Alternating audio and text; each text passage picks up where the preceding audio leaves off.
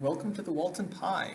This is a test review for the final exam of a Proof Fundamentals course, Math 290 at Brigham Young University.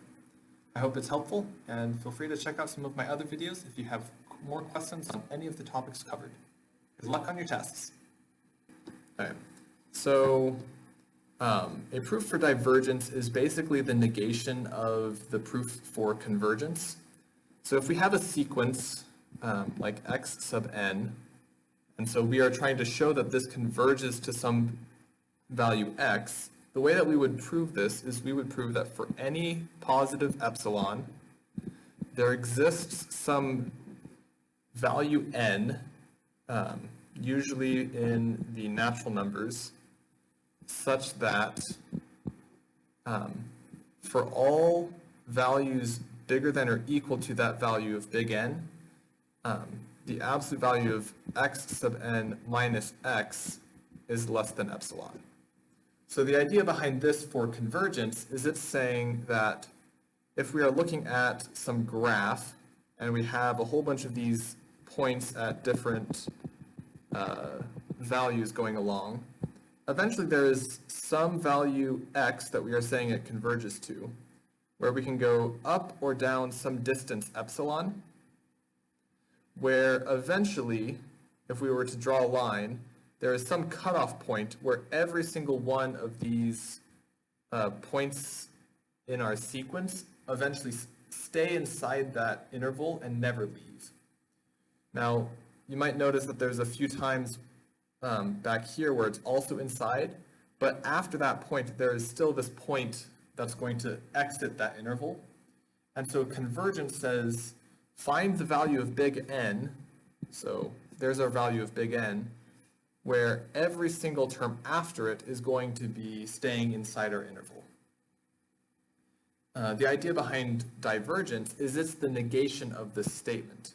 So if we go through and figure out what's the negation, that's going to be what we would have to prove for divergence. So to show that it does not go to x, instead of saying for every epsilon, we would just have to find there exists an epsilon greater than 0, such that for any value of big N, there exists a little n bigger than or equal to big N, such that the absolute value of x sub n minus x is greater than or equal to epsilon.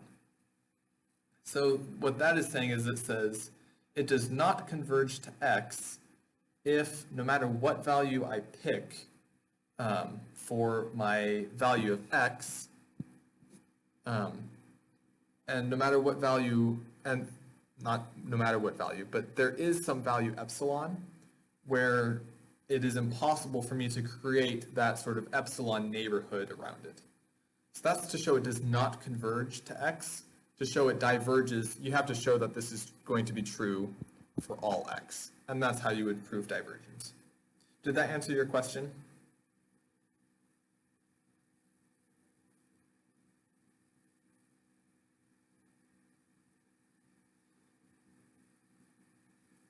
Yeah, we can go through an example. So let's say that we are trying to show that the sequence, let's see. So we could do the sequence, let's try,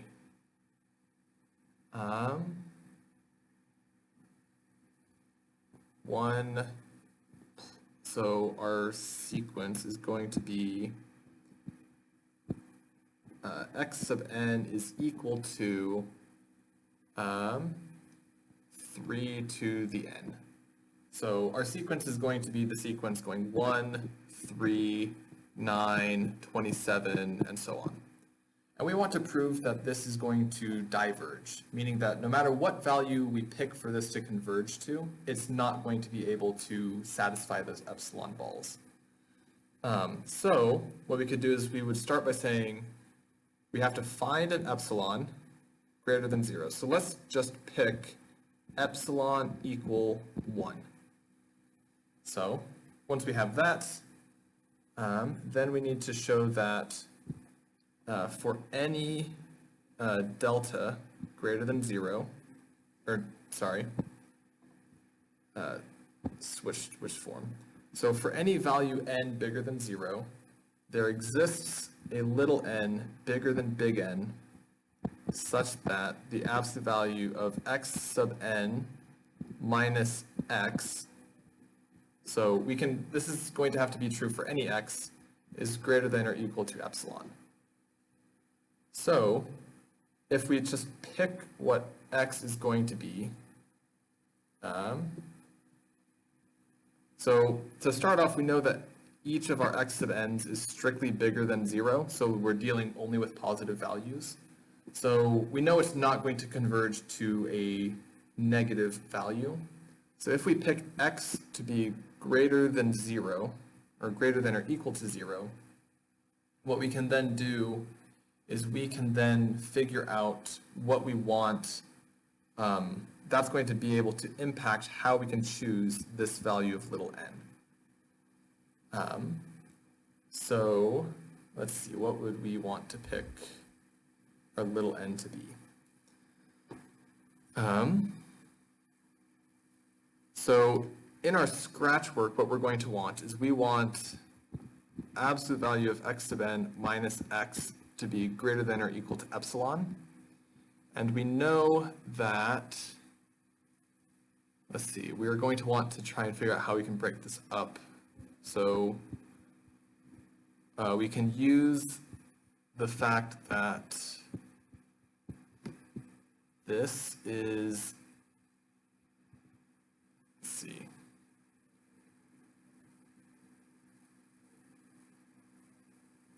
let's see, trying to remember what that one would be. So if we want that to be bigger than epsilon, then absolute value of x sub n minus x, so then epsilon minus that is going to be less than or equal to 0. Trying to remember what you would pick. Let's see, because this is the formal way. There is a second way where you just have to, if we're trying to show that this diverges to infinity rather than just not converging to a value, instead of having it be absolute value of x sub n minus x, you can just show that absolute value of x sub n is greater than or equal to epsilon, to show that this is going to be true for all epsilon, which is a little bit different, not quite the same. Let me pull up books so I can see which way that they go about it, because they do it a little bit differently.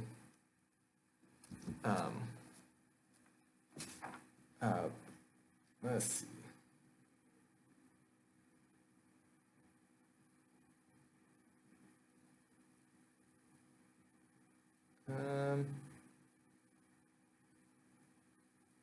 Okay. So yeah, your book sticks with it this way. So the way that we would go about it is we would have 3 to the n minus x. We want that to be greater than or equal to epsilon. And we can go through the process to break up that 3 to the n minus x is going to be, let's see, so that's less than or equal to 3 to the n minus absolute value of x, which if we're dealing only with x being positive is just going to be 3 to the n minus x.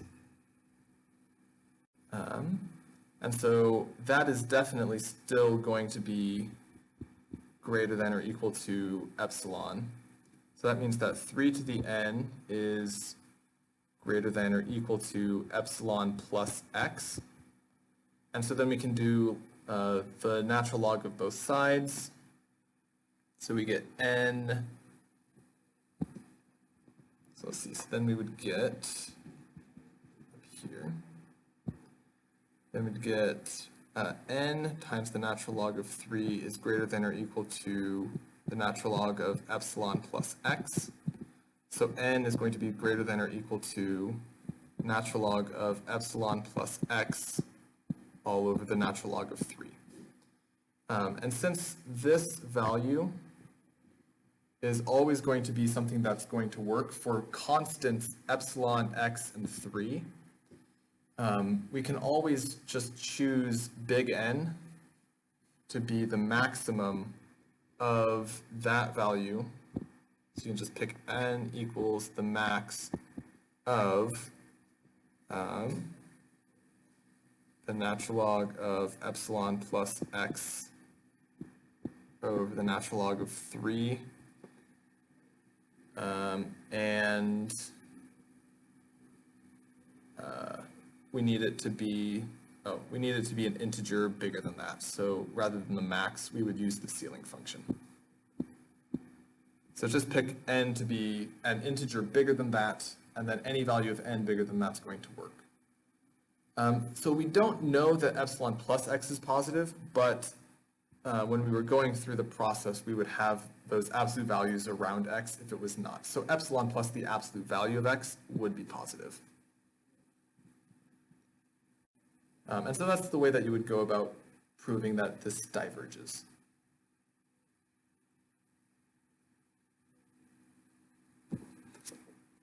All right.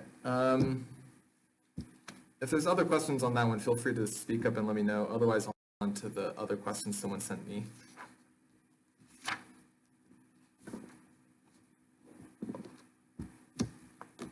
Okay, so for this one is saying that we have some sequence a sub n, where a sub n is equal to c times r to the n minus 1. And so if absolute value of r is less than 1, we want to prove that a sub n converges to 0. So we would start by saying for any epsilon greater than 0, there exists a delta greater than, not a delta, sorry, I am in function convergence, not sequence convergence. So for any epsilon greater than 0, there exists a big N bigger than 0, such that for all little n greater than or equal to big N, absolute value of a sub n minus our limit, which is 0, is less than epsilon. So if we look at a sub n minus 0, that's just going to be c r to the n minus 1. So we want to end up at this point.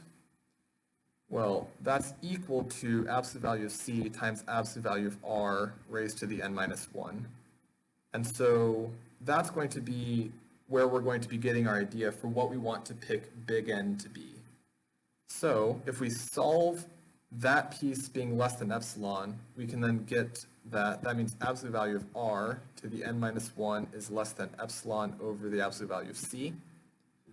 Taking the natural log of both sides is going to give us that n minus 1 times the natural log of the absolute value of r is less than the natural log of epsilon over the absolute value of c. And so that tells us that we want to choose big N to be 1 plus the natural log of epsilon over the absolute value of c divided by the natural log of the absolute value of r. And so then when we plug that in to our problem, that's going to end up working out perfectly nicely for us. So we can say that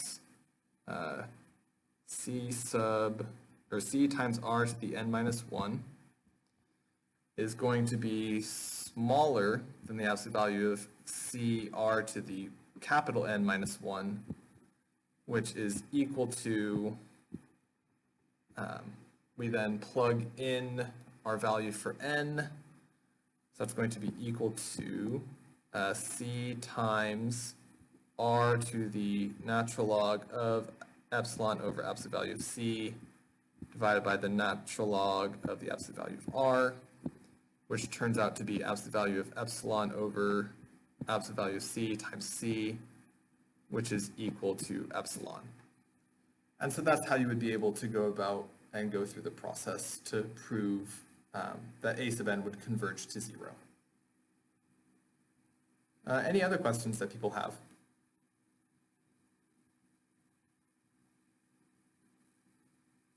Yeah, go ahead. Yeah, so I was the one that asked that question. I was mainly confused about B for 33.10. Okay, so Could you C is possibly go over that? 0 and it converges to 0, then Yeah. R has to be less than 1. Okay. So that one would be, so we have a sub n equals c r to the n minus 1, and we are trying to show, and we get to assume that, so because we get to assume that it converges to 0, we get to assume the entire statement of what convergence means. So we get to assume that that means that for any positive epsilon, there exists some big N in the natural numbers, such that for little n bigger than big N, absolute value of a sub n minus 0 is less than epsilon. So we get to straight up start by assuming that that means that the absolute value of c r to the n minus 1 is less than epsilon. And this is true for any value of epsilon. So since it's true for any epsilon, it's also true that there exists big N for epsilon equal to 1. Let's say it's true for absolute value of C. So what that tells us is we can write absolute value of C r to the n minus 1 is less than the absolute value of C, which tells us that the absolute value of r to the minus 1 is less than absolute value of C over absolute value of C, which is 1. And so we get absolute value of r to the n minus 1 is less than 1, which tells us that the absolute value of r is less than 1. And so because it's true for any value of epsilon, we get to pick a value of epsilon that makes our problem work out nicely.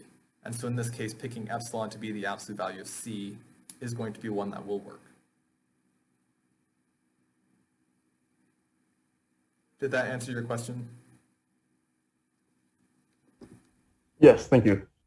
Okay. Any other questions that people have?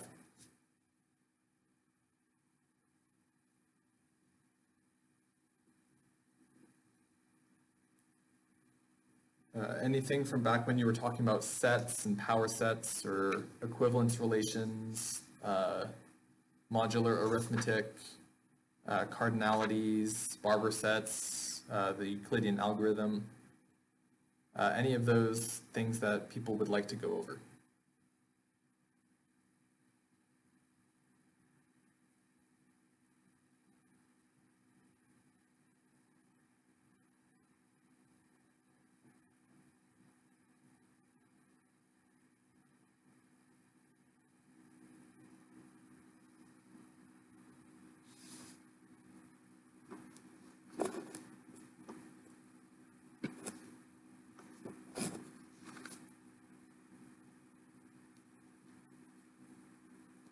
Yeah, we can definitely go over equivalence classes.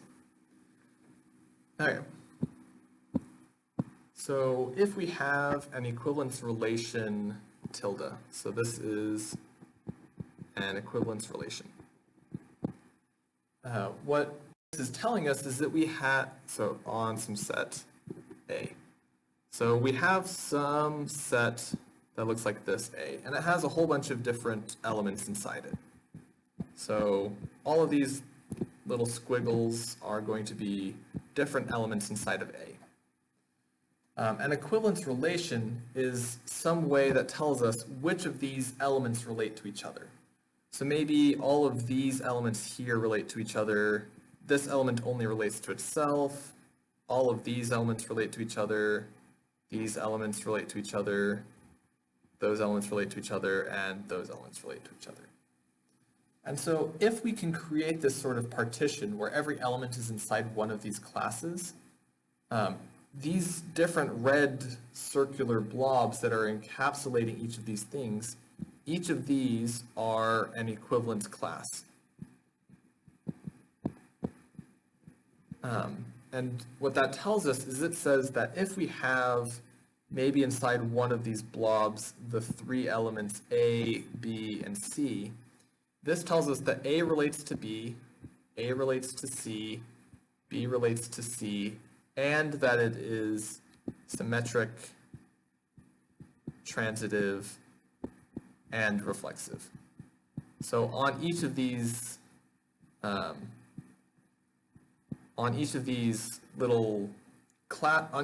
classes, everything relates to everything else that's in the class. And so that's what the equivalence classes are. It's the set of things that relate to each other. And nothing in one of these classes, like we can't have those two elements relating to each other because they are in different classes, but everything that's in the same class would relate to each other.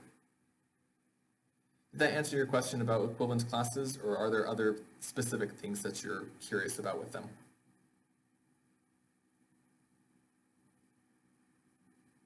Awesome, glad that answered your question. Any other questions people have?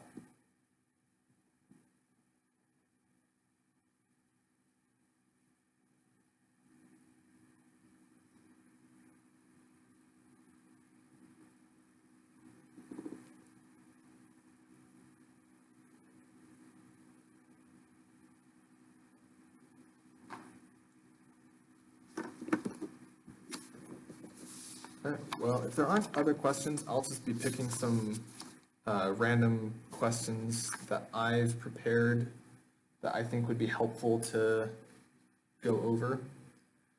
So let's do a Euclidean algorithm problem. So let's figure out what is the GCD of the two numbers, let's see, 1073 and 1566. So let's figure out what the GCD of those two numbers are. So if we go through the Euclidean algorithm, that tells us we can start by saying 1566 is equal to 1073 times the value of 1 plus a remainder of, let's see, what's the remainder of this one? 500 minus 7, so that's 493. And so then we can repeat this process on 1073 and 493. So we can then say, well, then 1073 is equal to 493 times, let's see, we can get two of those in. That's going to be 1000 minus 14, so that is 986. And so then we can add, let's see, we can add 80 to get 1066, and then we want to add another 7, so this is going to be plus 87. And then going through the Euclidean algorithm, send the 493 over and the 83 over, and we get 493 equals 87 times something. I'm not going to try and do this one in my head. So let's figure out what that is. Let's see. So 493 divided by 87 is just over 5. So it's going to be a 5. So 87 times 5 is 435. And so we want to figure out what's the remainder, and that's going to be 58. So then we get 87 equals 58 times 1, times 1 plus 29, and then we get 58 equals 2 times 29 plus 0. So that tells us that 29 is going to be our GCD. One of the other things that we can do with a GCD is we can write this as some constant a times 1073 plus a constant b times 1566. So this is the linear combinations representation of it. And if we want to figure out what values of a and b to choose, we can go backwards through the Euclidean algorithm to figure out what we should choose. So from the bottom we can say, well, 29 is equal to an 87 minus 58. And the row above it tells us that 58 is equal to 493 minus 5 times 87. So if we plug that expression into here, we can then be able to write, that means that 29 is equal to 87 minus 493 plus 5 times 87. So we get that tells us we get that 29 is equal to 6 times 87 minus 495. Or not 495, 493.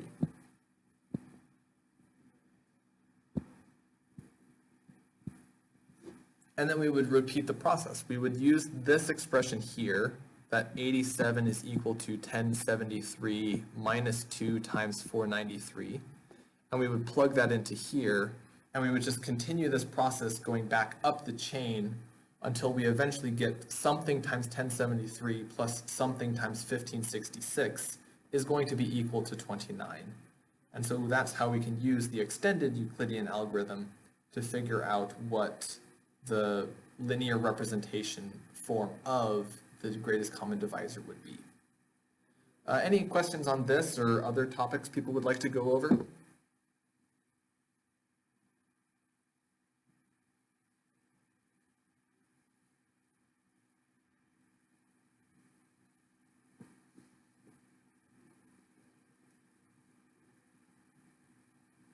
All right.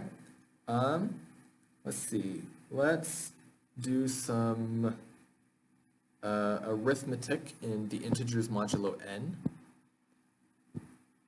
So let's figure out what 694 times 7723 plus 10449 squared is in Z mod 25. So this is something that looks like it's going to be a giant big mess. We don't want to have to multiply all of this out and then figure out what that's going to be, because that is going to be a very large, messy number. But the nice thing is that if we are operating in the integers modulo n, we can replace each of these values with something that they are equivalent to in Z mod n, and then compute that as well. And they are going to be equal. That's one of the theorems that we covered in the class. And so that's going to give us a way to be able to do this faster. So we can figure out that 694, that is the same thing as a negative 6 mod 25, because it's 6 below a multiple of 25.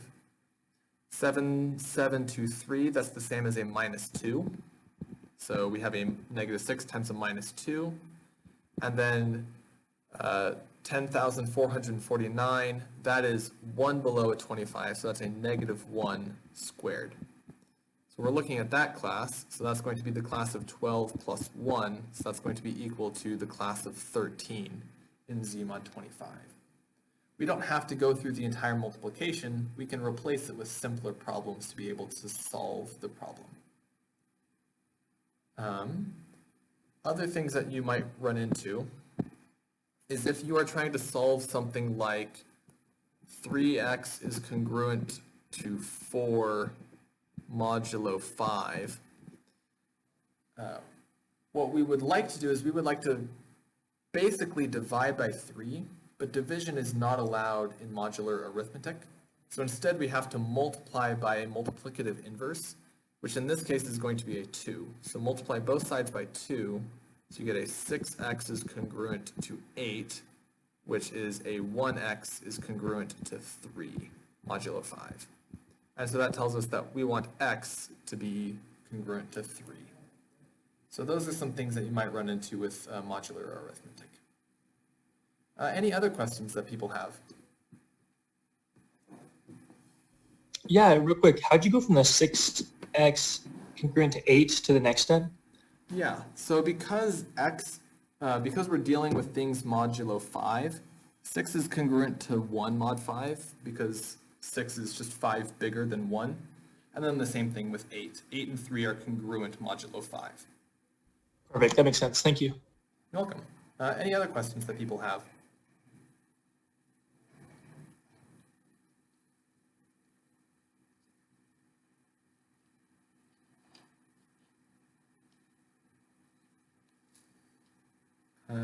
Any induction questions people have, or things involving relations or functions, injective, surjective, any questions on any of those? Could we go over strong induction? Yeah. So the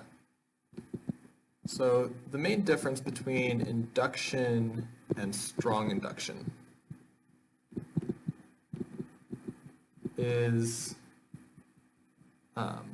so in induction we have a base case, and then strong induction we also have a base case. But then in induction, our inductive hypothesis is we have to assume true, we basically assume that P of K is true. So we are only assuming the previous element. Strong induction, we have to assume is true for K equals 1 all the way through K. So you're assuming P of 1, P of 2, P of 3, all the way through P of K. So in strong induction, what you're having to do is you have to assume everything that came before works, rather than just the one thing that came before. And so, let's see, do I have a problem already with strong induction? Not that one. Let's see.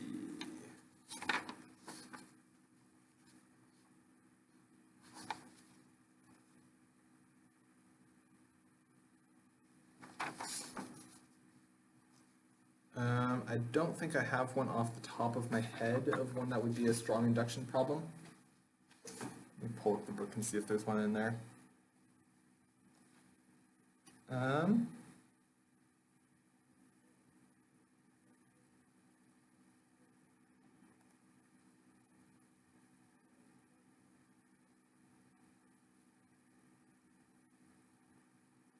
Okay.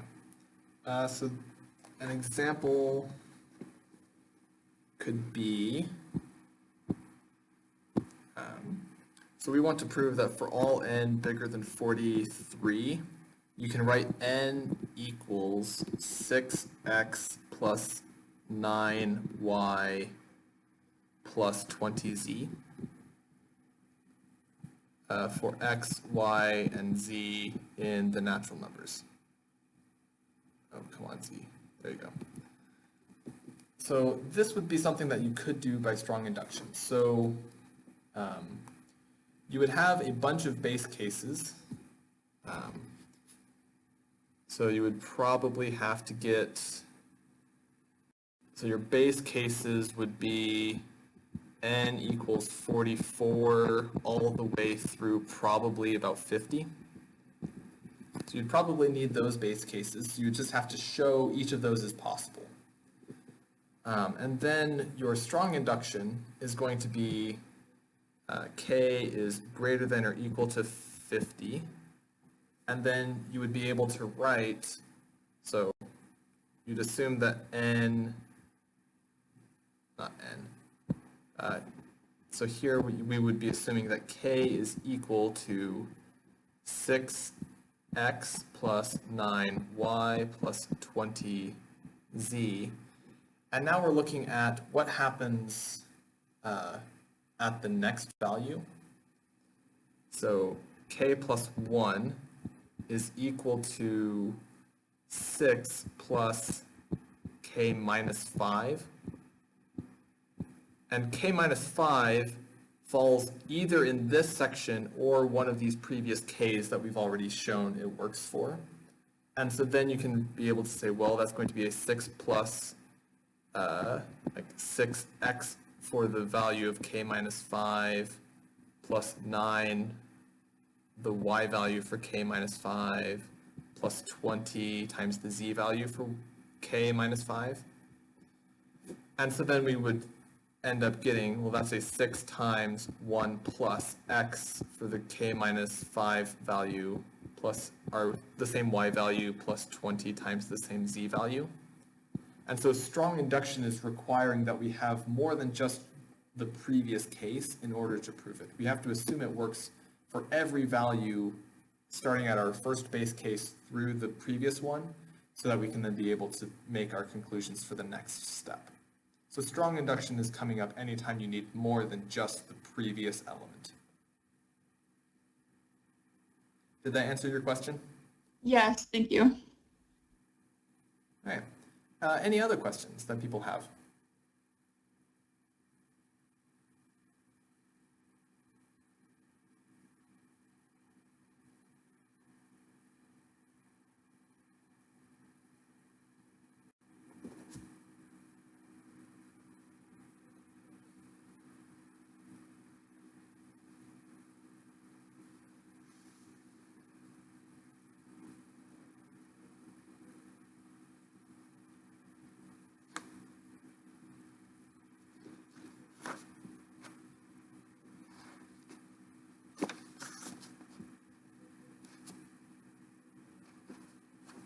Do you all feel comfortable proving different functions are surjective or injective or bijective? Proving that functions are well defined? Anything like that that people have questions on?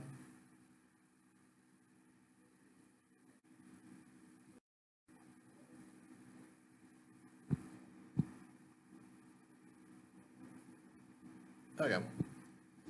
Yeah, so let's see if we can prove, all right, so let's say, for example, we are trying to show that A minus B is a subset of A. So what we would start with is we would start by assuming, so let's let X be an element of A minus B. Well, that tells us that that means that X is an element of A and X is not an element of B, which tells us that X is simply just an element of A, which is enough to say that A minus B is a subset of A. The way that we're able to prove that is you start by assuming that X is an element of your starting set, and you want to conclude that that means that X is an element of your bigger set. So we started by picking an element in A minus B, and we showed it was just in A. If we wanted to prove set equality, we would have to go both ways. Don't try and do set equality on this one, because this is not an equality set. But if you needed to prove something with equality, you would have to then also go the other direction. So the Pigeonhole Principle. So the idea with that one is sort of going back to an induction argument. So, so that is where we say that we have something like n objects and n plus 1 boxes. And so what we can have is we want to prove that for all n in the natural numbers, there exists an empty box. So our base case is just going to be n equals 1. So that means we have one object and two boxes. So we can either put the object in this first box, in which case this is our empty box, or we could have put the object in our second box and our first box would have been empty. And so that's the argument you would have to say inside your proof to show that it would be true for the base case. So then what we would have is we would assume that for k objects, so for k objects and k plus 1 boxes, there exists an empty box. So we go through and we have a whole bunch of boxes. So there's box K, box 1, 2, 3, 4. So at some point, maybe at some mystery point in the middle, this box has nothing in it. So that's all that we're assuming. We're assuming that in K boxes, somewhere in that list of boxes, there is an empty box. Our inductive step is that we say, well, let's add one more box. At this point, there is nothing inside that box, but there could be stuff in boxes 1 to K and everything except that one box. All we know is we just added a new box, but we also have to add one more object. So we can either add the object somewhere in our first K boxes, in which case our K plus 1th box is empty. Or we might have added something in our K plus 1th box, in which case the box that was empty before is still empty. So in both of these cases, there's still always going to be an empty box. And so that's the idea behind the pigeonhole principle. It's a way to prove things like this, that there's always an empty one no matter what case you're dealing with. Did that answer your question? Yeah, thanks. Awesome. Any other questions that people have?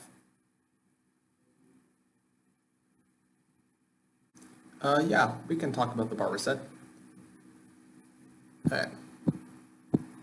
So the Barber set is some set that depends on a function f. And so it's equal to the set of elements in your set X such that X is not an element of its image. And so this is where f is a function from a set X to the power set of X. So once you're given a function from X to the power set of X, you can always construct the Barber set by looking to see what elements don't map to their image. So for example, if X is the set A, B, C, D, and then F is the set of ordered pairs A, the set BC, B, set ABC, D, oh, I forgot C.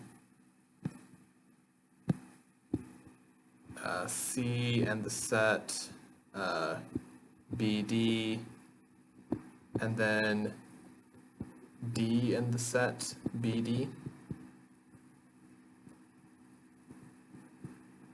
So from this set, we just look to see which elements are not in their image. So A is not in its image, so that tells us that A is going to be an element of the Barber set. B is in its image, so B is not in the Barber set. Oh, whoops. Sorry, I forgot that not in the Barber set definition. C is not in its image, but then D is in its image. So A comma C is going to be an element of the Barber set, or is the Barber set. And the nice thing about the Barber set is it is never one of these sets in the image. So it's never in the image of f, and so that's going to be a way that you can always show that any function from a set to its power set cannot be surjective. Because if you start with a surjective function, that would tell us that something would have to map to the Barber set. But then if something maps to the Barber set, that's going to cause a contradiction. Because if, for example, the element x maps to the Barber set, the question becomes, is x in its image? If x is in its image, then it can't be in the Barber set, but if it's not in the Barber set, then it has to be in the image of x because x maps to the Barber set. So the Barber set is how you can show that a set is not going to be surjective from itself to its power set. Yeah, we can go through that problem in the book.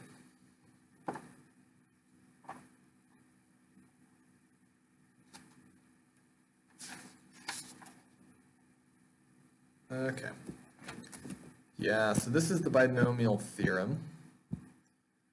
So the binomial theorem says that x plus y raised to the n can always be written as the sum from k equals 0 to n of n choose k, x to the k, y to the n minus k. And so in this problem, we are given what is the sum from k equals 0 to n of n choose k, negative 1 to the k. And we want to figure out what is this equal to. Well, this is almost matching up with the binomial theorem. We just have this other piece that we would like to have in there, and then we can be able to immediately say, well, that's just going to be a negative 1 plus something to the n. So if we're missing something, we can always multiply by 1.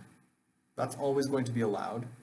And 1 to the n minus k, well, that's still another just fancy way of writing 1. So in this case, our y is equal to 1. So it's going to be equal to a negative 1 plus 1 to the n, which is equal to 0. So anytime you're looking at a sum of something times a binomial coefficient, see if you can manipulate it a little bit to turn it into a form of the binomial theorem. Another one that was an example on here is to look at the sum of k equals 0 to n of just n choose k. Well, this one is missing all of the things to the k, is missing the x to the k and the y to the k. So just write it as 1 to the k times 1 to the n minus k. And so then that's just going to be a 1 plus 1 to the n, or just a 2 to the n. So anytime you're looking at something that looks like it could almost match the binomial theorem, see if multiplying by 1 will make it match with the binomial theorem, and then you can be able to evaluate it that way.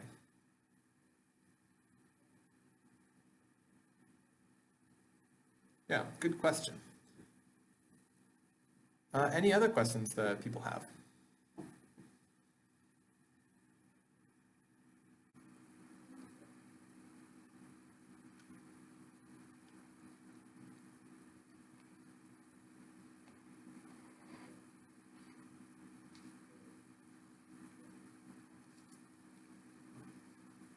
Okay. So let's see. So if f is a function from a to b,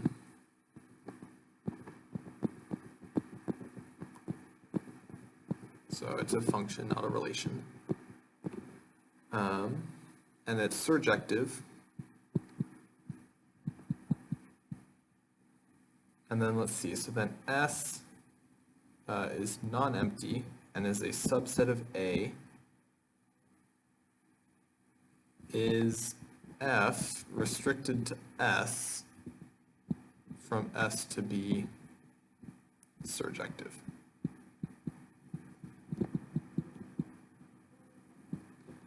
Okay, so if we're trying to show that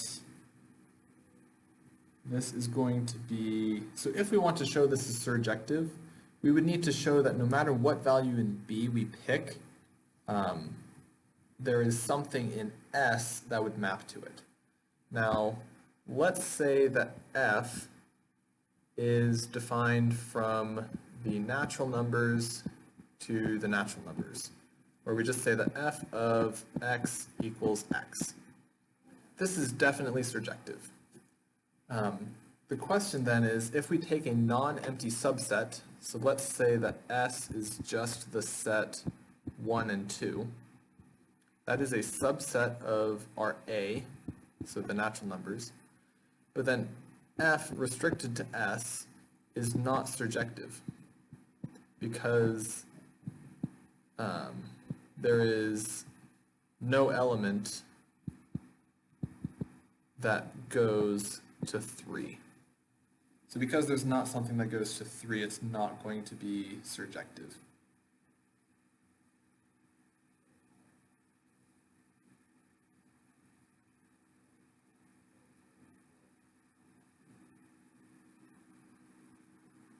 So that's why this is going to be false.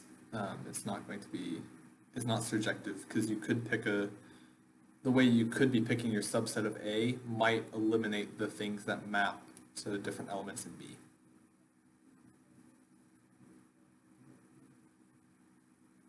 Yeah, good question. Any other questions that people have? Can I ask you a question about an exercise? Exercise 35.5. Okay. I have a question about what you said delta to. I'm thinking it's min of 1 or epsilon over 44. That sounds like probably going to be a good start. So to figure out what we would want to pick epsilon to be, or what delta to be, we would start by looking at x cubed plus x squared plus 2 minus 38. We want that to be less than epsilon. So let's see, so that's x cubed plus x squared minus 36 is less than epsilon. And we want this to somehow have an x minus 3 come out. Let's see, does that factor? 27 plus 9 minus 36, it does factor. So that's x minus 3 times an x squared. It's going to be a plus 12. What's left? All right, so dividing out x cubed plus x squared plus 0x minus 36, x minus 3. Let's see, we get an x squared, x cubed minus 3x squared minus plus. That's 4x squared plus 0x minus 36. This is going to be plus 4x. So plus minus, so 12x minus 36 plus 12. So x squared plus 4x plus 12 is less than epsilon. And so at this point, we got absolute value of x minus 3 is less than epsilon over absolute value of x squared plus 4x plus 12, as long as that denominator is not 0, which it is never 0, so that's nice. But yeah, so at this point, we can't really have x be allowed. We can't let x vary. We need delta to be some fixed value, not something that depends on x. And so at this point, this is where we're going to want to pick delta to be the minimum of two values. So delta equals the min of, and often you pick one value to be 1, and then you solve for what the other one is going to be from there. So if delta is 1, then that means that x is going to range from 2 to 4, and figure out whichever one of those makes the denominator the smallest, so that the epsilon over that is the largest it can be. So that's going to be when x is 2, it's going to be the biggest. So that's going to be epsilon over 4 plus 8 plus 12. So that's going to be 24. So you want delta to be the minimum of 1 and epsilon over 24.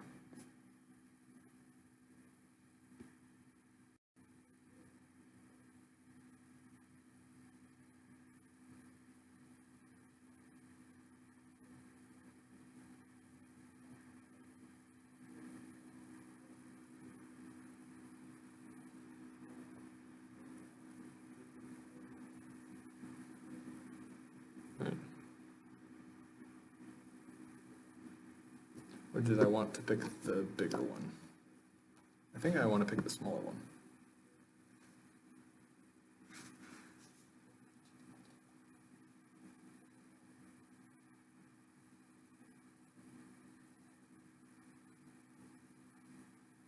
Oh, I was on mute the whole time.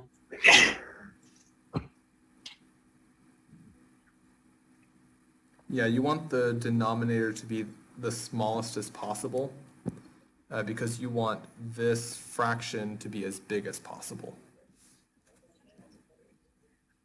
Okay. So if you picked x to be 4, that was going to make the fraction epsilon over 44, which is smaller than epsilon over 24. Uh-huh. And so you want to pick that to be the larger of the two values. And why do you want it to be as big as possible? Is that because that's what you're saying x minus 3 is less than? Yeah, so you want the epsilon, you want it to turn out to be the epsilon, because if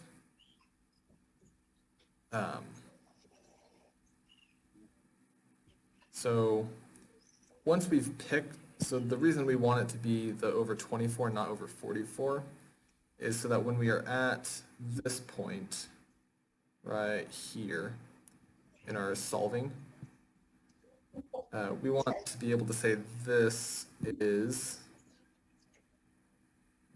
so don't have those less than epsilons yet. So that's equal to that, which is less than absolute value of x minus 3 times, and so the x squared plus 4x plus 12 is always smaller than 44.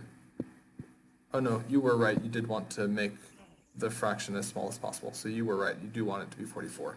My mistake. Oh, okay. Because the x squared plus 4x plus 12 is always less than 44. And then, so that's less than 44 delta, which is always less than epsilon over 44. So that's 44 epsilon over 44, which equals epsilon. So yeah, you are right. You want to pick the value that makes the value as small as possible. So you were right. You do want to pick it to be epsilon over 44. And why is it good that epsilon is as small as possible? Or not epsilon, but the delta? So you want the delta to be the value that guarantees us to be inside it. Mm-hmm. And so if we picked the 24, some of the values would work, but some would not. Okay. Yeah, so that's the reason that we want delta to be the smaller of the choices. Is it like the diagram in the textbook where you have like a box and like you need to make sure that your box is small enough? Okay. Yeah, it's like, so if you have something like this, and you're trying to show that it's converging to like right here, and we have some epsilon error that we're allowing here. So like this is our plus epsilon, here's our minus epsilon, Huh. or probably not x, like our limit. It's like limit plus epsilon, limit minus epsilon. If we want to choose it there, our values that we can pick are ranging from here, where this is our value of a. So a is a lot closer to this bound, so we would want to have that be our delta, rather than picking this bigger one, where some of this area here would not be inside our epsilon neighborhood. So you need to pick the smaller of the delta choices. Gotcha. Okay. Thank you very much, Michael. Yeah, so the smaller delta meaning the bigger denominator.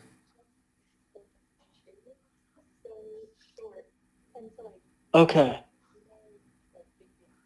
Sweet, man. I guess two things that I wanted to go over are primality and relative primality, and also the division algorithm. Not really anything really specific, just a couple of like examples of how we use those things and also how we prove primality and relative primality. Okay. So primality is where, so a number p is prime if it's only divisors. So if it's only positive divisors, oops, I can't even spell divisors.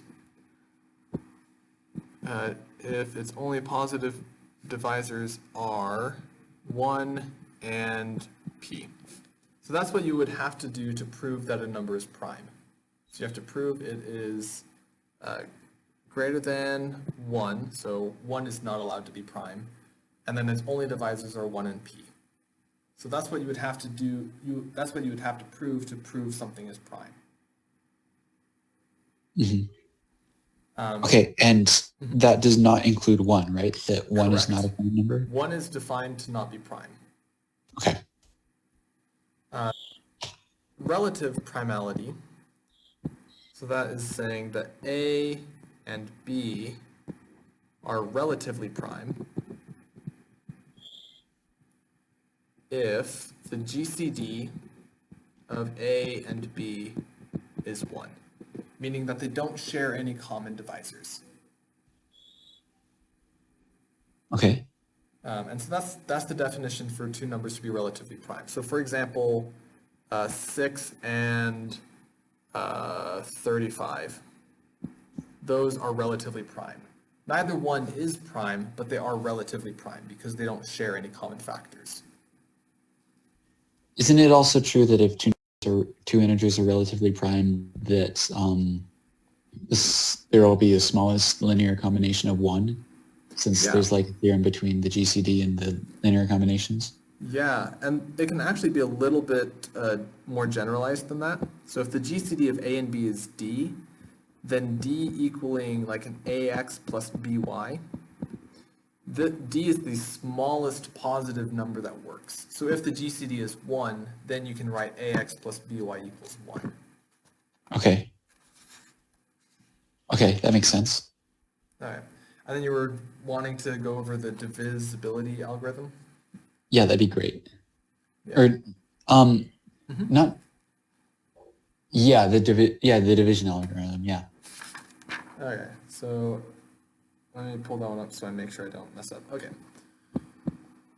So the division algorithm says that if you have a number n and you want to divide it by d, and both of those are integers, with d not being 0, then there exists unique, so this is a way of saying there exists unique. So that tells us that there exist unique integers q and r, where r is strictly between 0 and the absolute value of d, where n can be written as q times the divisor plus r remainder. So R can be 0. R can be 0, and it has to be strictly between 0 and our divisor D, or the absolute value of the divisor D. Okay. And that's actually what makes it unique. If we didn't have this restriction on R, then it would not be unique. But with that restriction on R, it is unique. Okay. And so the division algorithm just says that those integers exist. You're able to figure out what they are. Okay. So for example, if we were to say that like n equals 17, d equals -5, well, then we can write 17 equals -3, that's our q, times our d, -5, plus 2, where 2 is between 0 and the absolute value of -5. That's what this tells us. If we were to look at -17 and maybe +5, then that would be equal to -4 would be our q, times our d is 5, and then plus 3. So each of those have a unique representation according. Okay. So R is the only one of these integers that has to be positive. Is that correct? Correct, yeah. R is the only Okay. one that is required to be positive. Okay. I think I understand the division algorithm. The thing that is just tricky for me is like using it in a proof setting. So like, for example, exercise 17.2 in the book asks us to prove that every integer is either even or odd, and also that it's not both. I don't know if it says to use the division algorithm there, but I just remember really struggling over how to do that exactly. Yeah, so the way that we would do that in this case is we would pick, in this case we are saying that d is going to be 2. So in this proof you are fixing d equals 2, and then you're saying any integer n can be written as n equals q times 2 plus a remainder. And because of d equaling 2, that tells us that r has to be an element of either 0 or 1. It can't be anything other than those. Those are our only possible remainders when we divide by 2. And so that means we can always write n is either going to be equal to a 2q plus 0, in which case it's even, or it's equal to a 2q plus 1, in which case it's odd. And because it's unique, r can't be both 0 and 1 because of the uniqueness argument. Because it has to be unique, we can't have both occurrences happen. Okay. So then if I were to prove this, I could like prove it by, I could take an approach of proving it by cases. In like the first case, since we already know the domain for R, it has to be either 0 or 1.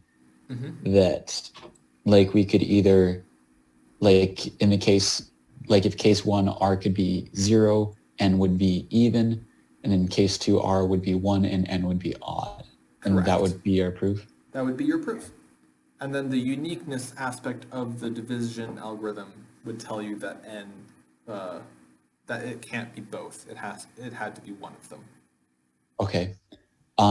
Could I approach that by like proving it by contradiction, whereas like I say, like assume R is, or n is even or n is odd, and or R is 0 or R is 1, and then just show the problems that come up with that if I try to make it both? Yeah, that would be another way you could approach it. Okay. All right. Yeah, that one makes a lot more sense now. I think I just tried an approach of like just using the definitions of even and odd like right out of the gate, which hadn't worked very well.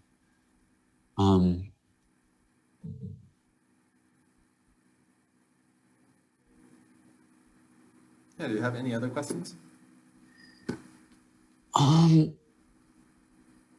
If we could, I have a couple other things that like I could ask, but I don't know if there's anyone else in the chat, right? Or in the group right now that has any other questions, but if not, then No, actually, I it's guess just you right now, I believe. oh, okay. Sounds good. Yeah, if it's okay, I wouldn't mind to look at just a couple of those exercises in section 17. Uh-huh.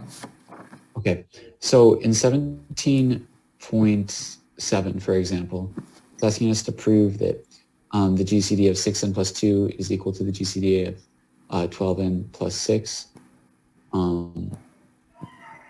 And that just prove that it's equal to 2. That would not be a case of the extended Euclidean algorithm, right? Because we haven't technically learned that at this point in the book. Correct. The extended Euclidean algorithm is to go backwards to then be able to write like d equals ax plus by.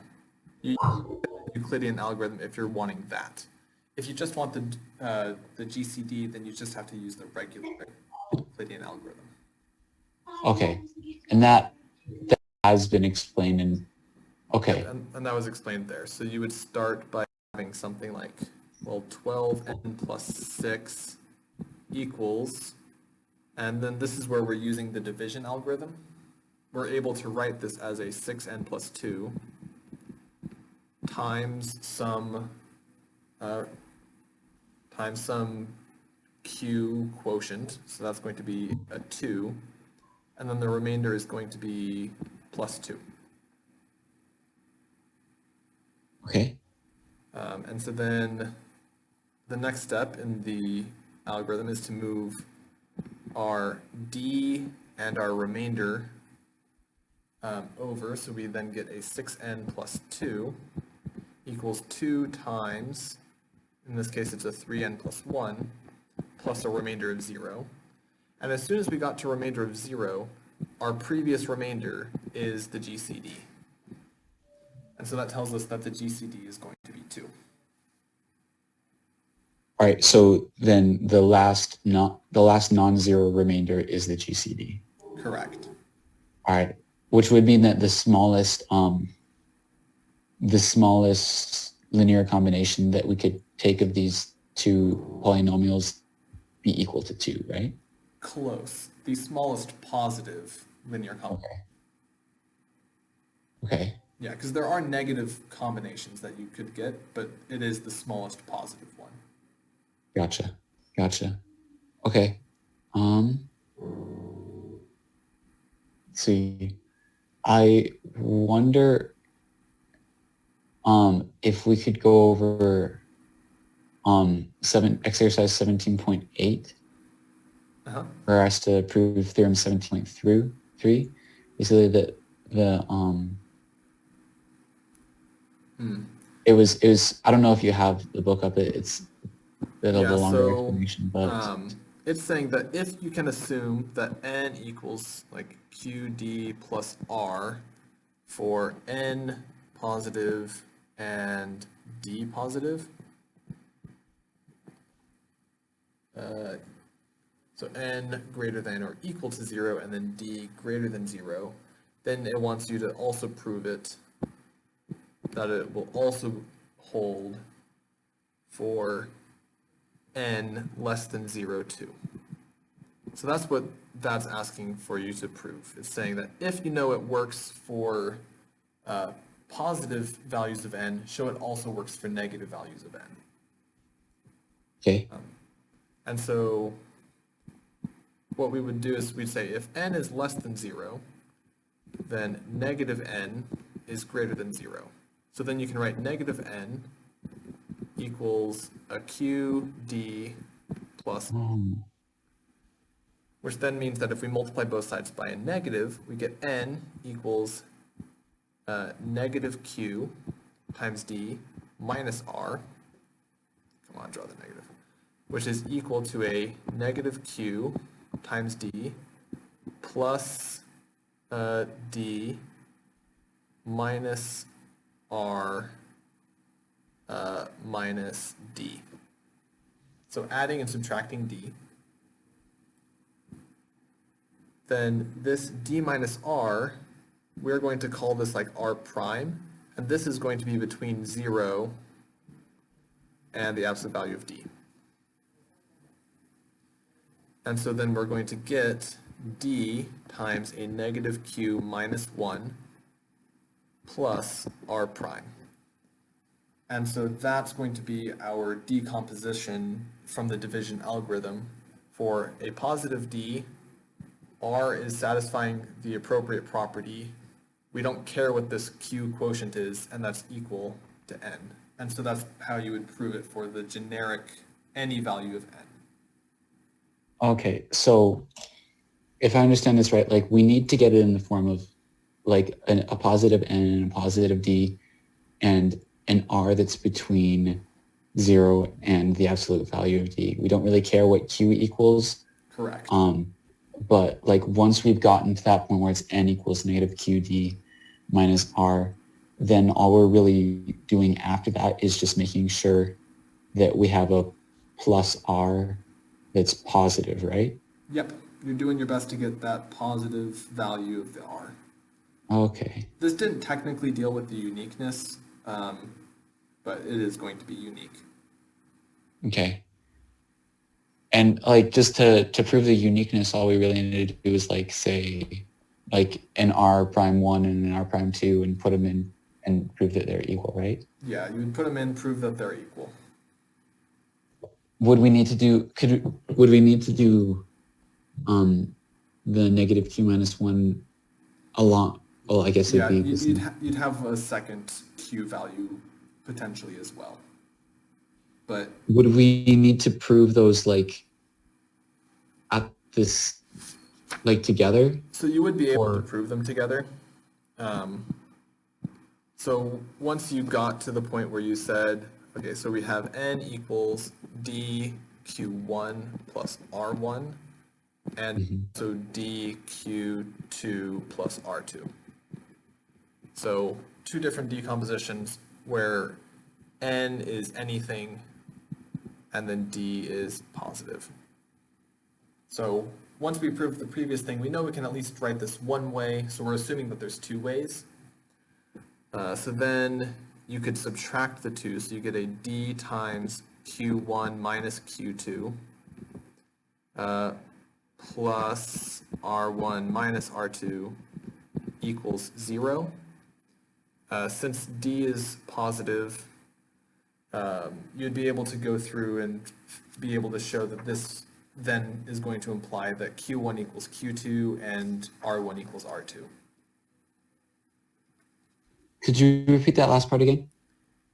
Yeah, so once we have it at this point, we want to be able to conclude that that means that q1 equals q2 and that r1 equals r2. And so you'd be able to go through and do that. It would mirror the proof almost exactly from in the book, but the way that you would be able to get it is you'd be able to say, well, d times q1 minus q2 is equal to a negative r1 minus r2. And so because r1 and r2 both are bigger than 0, but not less than or equal to, just strictly less than absolute value of d, which is equal to d in this case, we know that r1 minus r2 is somewhere between 2d and negative 2d, right?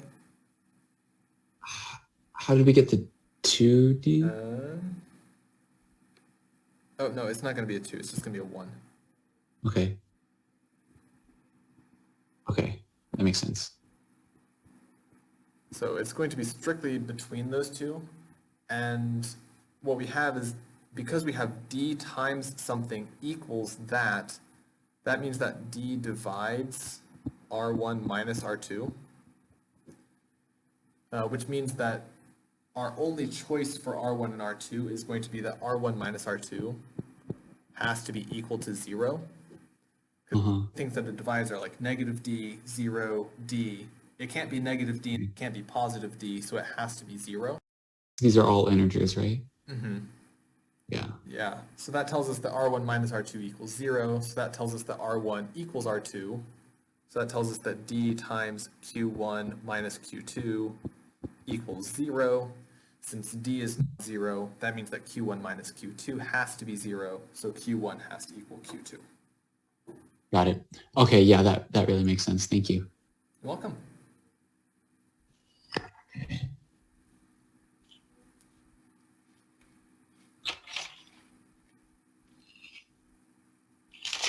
All right.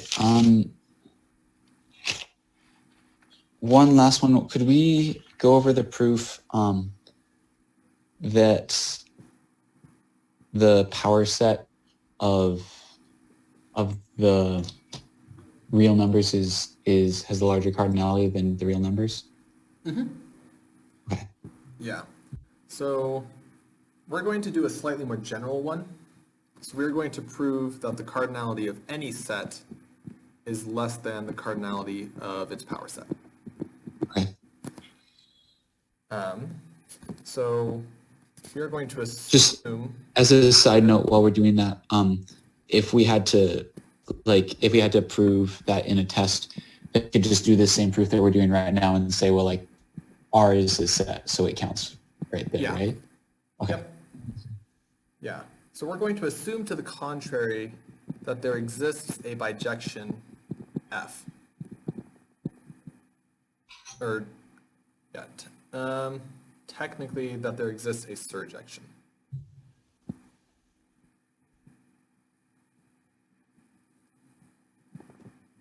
Because if there is a surjection F, so side note, if there is a surjection, that tells us that the cardinality of S is greater than or equal to the cardinality of the power set of S.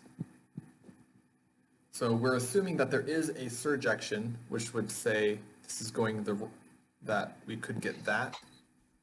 And so if we prove that there is no surjection, that means that's impossible, so it has to be the direction that we're looking at. So if we can get a contradiction to the assumption that there is a surjection, that's going to be how we would go about it. And is this referring to, is this referring to F from S to the power set of S? Yes, there's a surjection F going from S to the power set of S. Okay. Just to clarify, surjectivity means that like every element of the power set of S is the image of some element in S, right? Correct. Okay. Yeah. So if we assume that there is a surjection, then that means that we're going to be hitting every element of the power set of S. And this is where we're going to use what's called the Barber set. So the Barber set is a function that is a set that depends on our function f. So it's going to be equal to the elements in our set S such that S is not in f of S. So this is definitely going to be an element of the power set of S. Does that make sense why this set is an element of the power set of S? So B is going to be a subset of S, right? Yep, so B is a subset of S, so it's going to be an element of the power set of S. Okay. Yeah, I think I'm following. It's just the Barber set is always the part that they kind of trip me up about this whole proof because okay, so okay. I think all right, here's the part that always confused me about this proof is that if we assume the Barber set is non-empty, doesn't that assume, aren't we already assuming that what we're trying to prove is true? Because there's some element of S that's not in the power set, wouldn't that make it so, or that it isn't in f of S? So Wouldn't this automatically imply that S is smaller than power set of S? So the only thing that matters for the Barber set is that we have a function. So what we have is we have a function, and we've just assumed that it's a surjection. What we're going to be doing is we're going to prove that no matter what function we picked, it is not a surjection. So the function still exists, it's just not surjective. Does that make Okay. sense? Yeah. I guess one other question: is it possible for B to be empty? For the Barber set? Yes, it Yeah. could be an empty. It could be empty, but the empty set is still an element of the power set. Okay. But yes, it is possible for the Barber set to be empty. All right. And so if the Barber set were empty, then, like, I know this is kind of jumping the gun, but that would basically mean that that the only thing really missing, the only thing that makes F not a surjection is the fact that the empty set is not the image of any F of S in S. Yeah, Okay.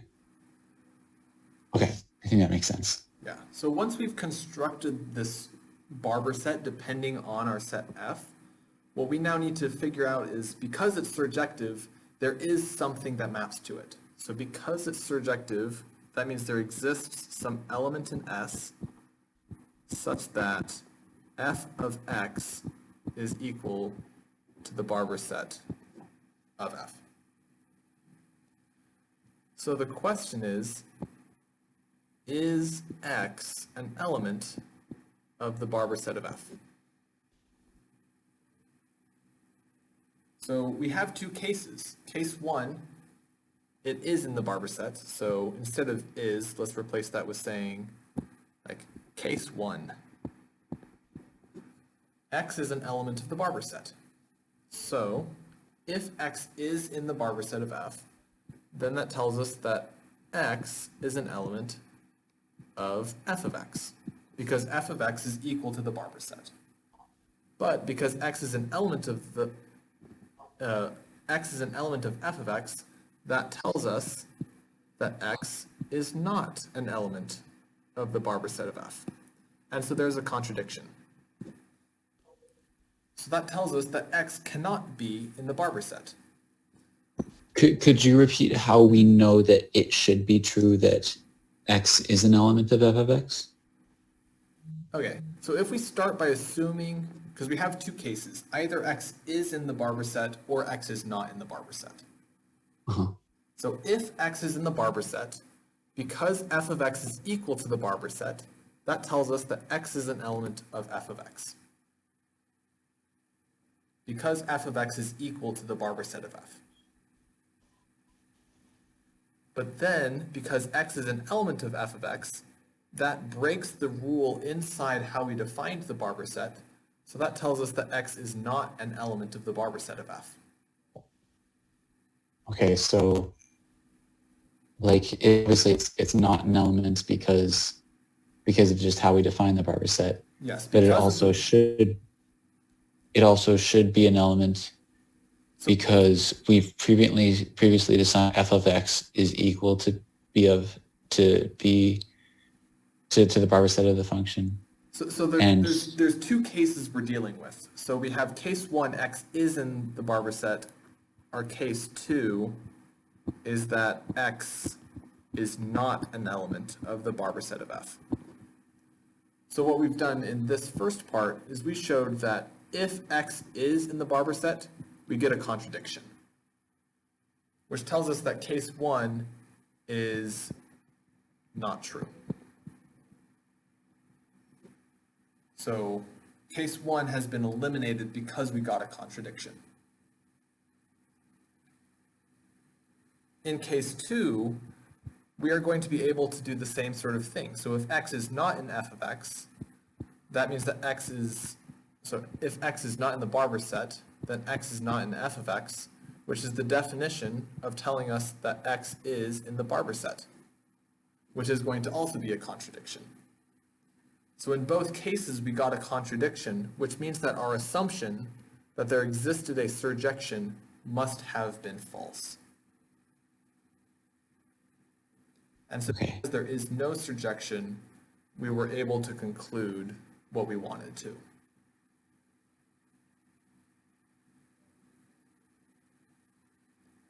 Does that make sense? Most of it. I'm still just struggling over like how we go from x is not equal to f of x to, or I guess how we get from x is not in the Barber set to x is not in f of x. Okay. Yeah, so let's see, so right here we go. Okay, so we are assuming, so because it's a surjection, that is telling us that there exists an x where f of x is equal to the Barber set. Okay? Does that follow? Yeah, that makes sense. So let's do our first case again. So case 1, we are going to assume that x is an element of the Barber set. Because the Barber set's a set of, the Barber set is a subset of S, x is an element of S, so x is either in the Barber set or it is not in the Barber set. So case 1, we're assuming it's in the Barber set, but the Barber set is equal to f of x. Now I get it. So Now I that get tells it. us that x is an element of f of x, which tells us that x is not in the Barber set. And so that's where we get our contradiction. And then the same thing would happen if we replaced all of those elements with is, where we negate what we had, and we get a contradiction in both cases. Yeah. Okay. Yeah, now this is clear enough. And so because we get that contradiction in both cases, that meant that our assumption that there existed a surjection must have been false. And so no matter what function we pick, so whatever function f we picked, the Barber set of f is never going to be able to be a surjection. Okay. Yeah, this makes much more sense now. If we have time, could we go over the proof of the size of the set 0 to 1? Yeah, we can do that one. So that follows a similar argument. So the Barber set is used to construct an element that is not mapped to, no matter what function you pick. The same sort of thing applies if you're looking at the interval 0 to 1 and showing it's not the same size. So showing that the size of the natural numbers is less than the size of the interval from 0 to 1.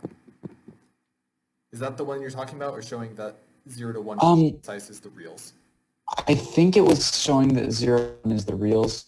Okay. If we were asked to prove that the size of the natural numbers is less than the size of the interval from 0 to 1, would we be able to just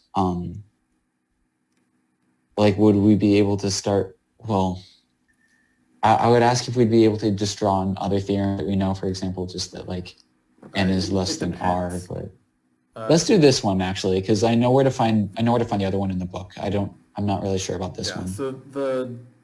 So 0, 1 being the same size as the real numbers, you would modify the tangent function. So it'd be like tangent of pi x minus pi halves would be your bijection between the two. But for this one, what you would have is, again, we would assume, by way of contradiction, that there exists a surjection f going from the natural numbers to 0, 1. And so then we would be able to write each of our elements, so like 1 maps to 0 point, like A1, A2, A3, 2 maps to 0 point B1, B2, 3 maps to 0 point C1, C2, C3, and so on. What we need to do is we need to construct something that is not mapped to. And so this is where that diagonalization argument comes in, where you look at the diagonal and then you change each digit to make it something different. So maybe our rule is if the digit is not a 3, make it a 3. And then if the digit is 3, make it 7. So this is one example of a digit change function. So if we're looking, so this is going to guarantee us that the new decimal that we write down does not equal any of the decimals that we had before. And because so it's equal to anything, and it's completely new, and it stays inside our interval, which means we've constructed something that's not mapped to by anything, so it wasn't surjective. Gotcha. Okay. Yeah. This makes sense. I think I understand where to go with this. Yeah. The only thing to be careful about is to never change the digit to a 0 or a 9, because if everything becomes 0, you might exit the region. Same thing if everything's a 9, you might exit the region. That makes sense. Yeah. That makes sense. Okay. Okay. Sweet. Yeah. Yeah. Can I snap a pic of that? Yeah. Go. What you just put up there? All right. Thank you so much. I guess I gotta go, but thank you so much. This has been really, really helpful. No problem. All right. Have a good one. I hope this test review was helpful. Feel free to check out some of my other videos or subscribe to be able to see other videos to be able to help you understand mathematics a little bit better. Good luck on your tests. Have a great day.